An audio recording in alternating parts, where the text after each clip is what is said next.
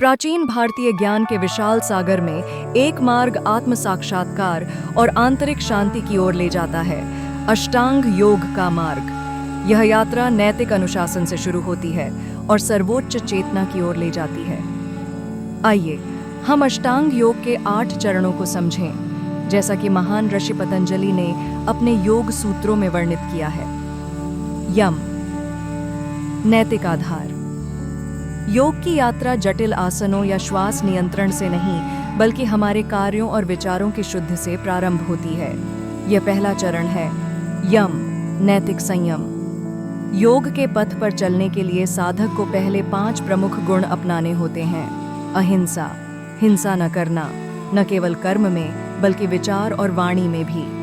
सत्य, सच्चाई, सत्य को अपनाना और उसी के अनुरूप जीना। अस्तेय, चोरी न करना, आवश्यकता से अधिक कुछ भी न लेना। ब्रह्मचर्य, आत्मसंयम, अपनी ऊर्जा को उच्च चेतना की ओर केंद्रित करना। अपरिग्रह, संग्रह न करना, अनावश्यक चीजों से मुक्त रहना। 2. नियम, आत्म अनुशासन। लेकिन केवल नैतिक अनुशासन पर्याप्त नहीं है। दूसरा चरण, नियम, आत्मशुद्धि की ओर ले जाता है। यह 5 सिद्धांतों का अभ्यास है।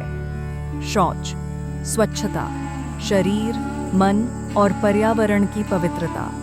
संतोष, संतुष्टि, जीवन को स्वीकार करना और कृतज्ञता व्यक्त करना। तप, आत्मसंयम, अनुशासन और आत्मबल को विकसित करना। स्वाध्याय, आत्म अध्ययन, शास्त्रों और स्वयं के विचारों पर मनन करना। ईश्वर प्रणिधान, ईश्वर में समर्पण, अहंकार को त्याग कर उच्च उद्देश्य से जुड़ना। यम और नियम योग की नींव है। इनके बिना उच्च यौगिक साधना सफल नहीं हो सकती।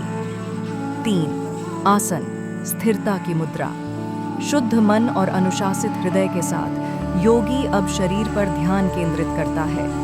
तीसरा चरण, आसन, यह जटिल मुद्राओं के बारे में नहीं है, बल्कि ध्यान के लिए एक स्थिर और आरामदायक मुद्रा खोजने के बारे में है।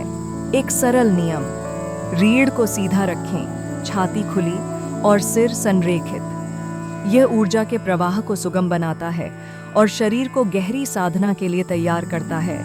जैसा कि ऋषि पतंजलि कहते हैं, स्थिरम सुखम आसनम, आसन स्थिर और सुखद होना चाहिए। 4. प्राणायाम, प्राण का नियंत्रण। श्वास केवल वायु नहीं है, यह प्राण है जो हमारे अस्तित्व को बनाए रखता है।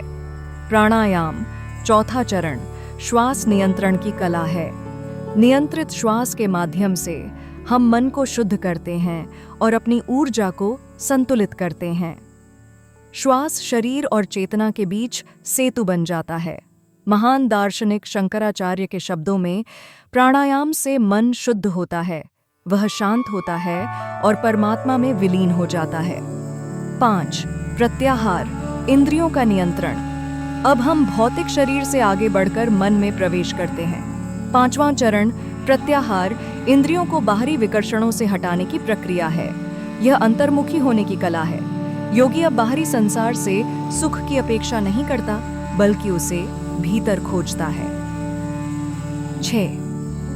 धारणा, एकाग्रता की शक्ति। इंद्रियों के नियंत्रण के बाद अगला चरण धारणा है, ध्यान केंद्रित करने की साधना। मन को एक बिंदु पर स्थिर किया जाता है, एक मंत्र, एक लौ या श्वास। यह चेतना के गहरे आयामों को खोलने की कुंजी है। 7.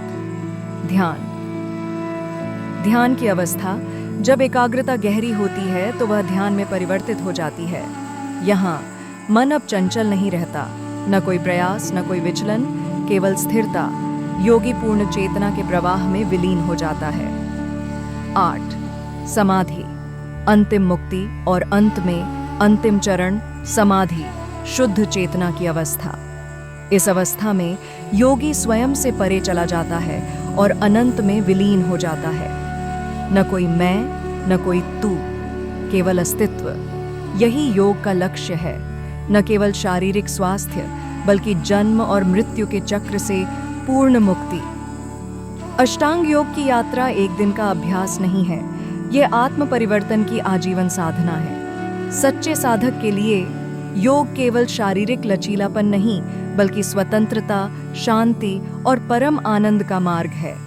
तो एक गहरी सांस लें और आज ही इस मार्ग पर पहला कदम रखें। आपके हृदय, मन और पूरे ब्रह्मांड में शांति बनी रहे।